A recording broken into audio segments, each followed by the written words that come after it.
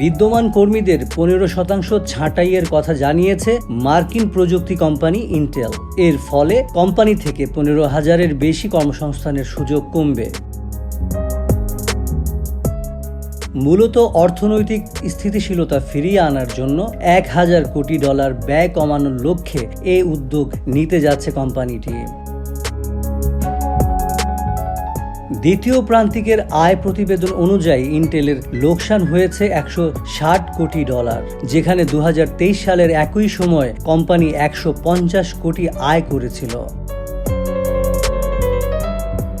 ইন্টেলের প্রধান নির্বাহী কর্মকর্তা কর্মীদের এক বার্তায় এই বিষয়ে জানান, আমার জন্য এ খবর জানানো খুবই কষ্টের।